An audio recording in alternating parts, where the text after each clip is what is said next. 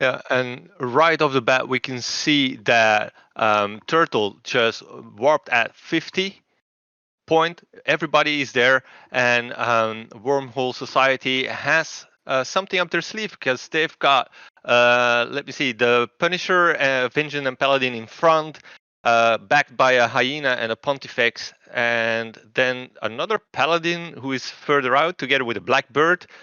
So that's going to do the ECM shit.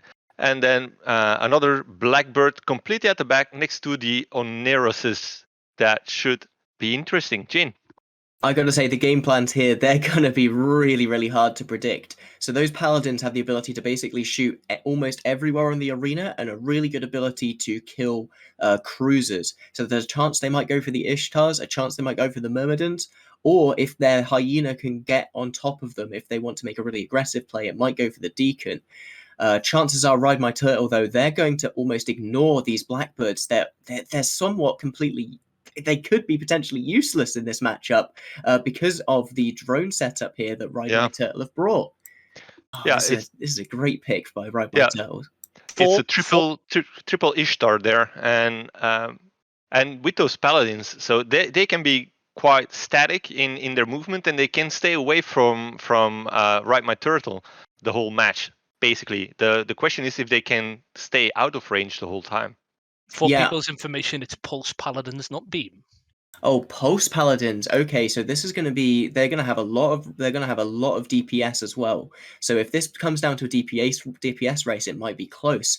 But that Armageddon is going to give Ride My Turtle a lot of offensive control here as well. They're going to be able to leverage it to potentially turn off guns, and there you go. We can see some tracking disruptors as well. So there's a lot of control on both sides. And the Hyena just TP'd the Vengeance of Ride My Turtle. And he just... Oh, a web. Okay, so they're going for tackle first. They're trying to use the projection to that. Sentry drones are out, by the way, not heavies. Sentries as well, not heavies. So they're going to be going for a headshot, maybe. Yeah, they're still going for those Blackbirds. This is a really interesting choice here from Ride My Turtle. They're still going for those E-War cruisers, even though they're not going to be as effective, because they want to be able to leverage that Armageddon later on in this match. And the first Blackbird is already into structure, so Rumble GT is in all kinds of problems right now, and he is about to go. Yeah, T1 resists even through the Aneros reps. That's just a lot of DPS to put out on it, and it can't get enough transversal. The really smart thing they did here is they dropped Republic Fleet bouncers, and Republic Fleet bouncers can essentially shoot to 90 kilometers reliably. So they knew. Oh, look at this Vengeance, though, of the Wormhole Society Vengeance there, dipping into structure before he hits his ADC. There's a chance they might be able to swap to hit something else now whilst he's being repped up. Not quite. Go ahead, VTT. What were you saying? They're dropping bouncers, and the bouncers can shoot almost the entire length of the arena. It can shoot reliably to 80, 90. So those Blackbirds from the very start, even when they pulled back, if they're AB, the bouncers can shoot them from the start. So they dropped the bouncers, so they knew they can hit stuff. It's like, look, they're hitting Hyenas and Blackbirds. Even though they're on the other side of the arena, these bouncers can still reliably track them really well because they're pulling away. What Wormhole Society need to do is they need to get on top of these. Another Blackbird down, another ship lost here from Wormhole Society. They're just not able to mitigate enough DPS, and they're just not putting out enough either to break anything. That Hyena might have gone low, but it was not enough. Davak here going down as if that goes down, that's going to. Oh, the Paladins. Yeah, they're going to struggle now to really hit those tackle frigates. They're potentially going to be knocked out. The last one is gone as well now. So it's going fast, and I was looking at the Vengeance of Ride My Turtle, but he's keeping up. And with that, they're just sweeping in. Like the Pontifex is getting the brunt of the damage right now. And it's almost gone. Yeah, there it goes. Let's see who's the next target. They're just burning through it right now. Yeah, they're just killing up. They're just able to leverage this Hyena and Vengeance now with absolute abandon. You can see them just running in the back line. I've got to say, this was some amazing target calling, though.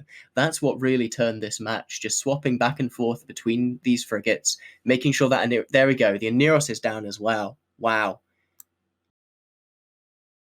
I'm not even sure how they're able to get on top of that. I lost it in the fray.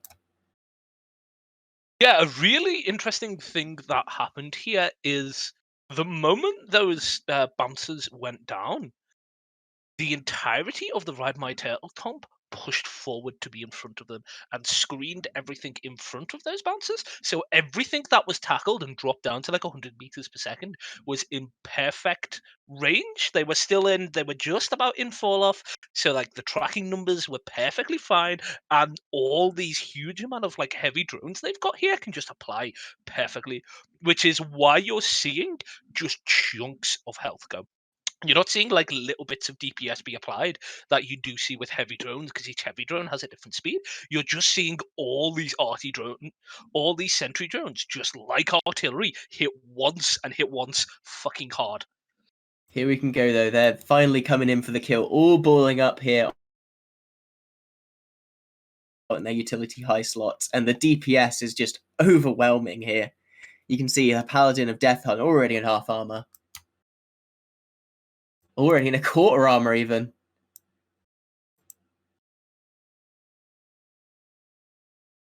And going.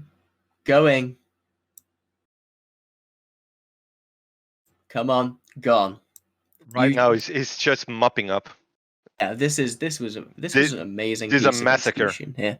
What do you think about that Armageddon as well, Brett Thomas? That is such an interesting pick, especially with all these bans. You know, the only ships that are going to be really powerful now are ships that are quite cap dependent. Is there any advantage to that? And especially in a drone comp like this, think of like other drone battleships that could bring a lot of those sentry drones. You're thinking like a Dominix, and a Dominix as a weapon system doesn't have bring much to the table other than those drones. So you can bring the Armageddon, which brings both drones, newts, and if you really want it to, it can bring like cruise or rapid heavy. All of a sudden, it brings like 3 to the table. It brings 3 ships worth of things to the table. Whereas if you just go with pure damage, like some people see, they see like a huge numbers. They go, "Oh, a Dominix, it can apply 1800 DPS. I'll bring that." Whereas this Armageddon brings so much more utility to the table and just achieves victory so much easier. Yeah, one of my favorite things to do is watch what it's doing with its newts as the fight goes on, because it has so many different options. But there, the execution was simple. Just put him on the Logi and wait until you're able to kill it. Anyway, let's head back to the studio and dissect that one once again.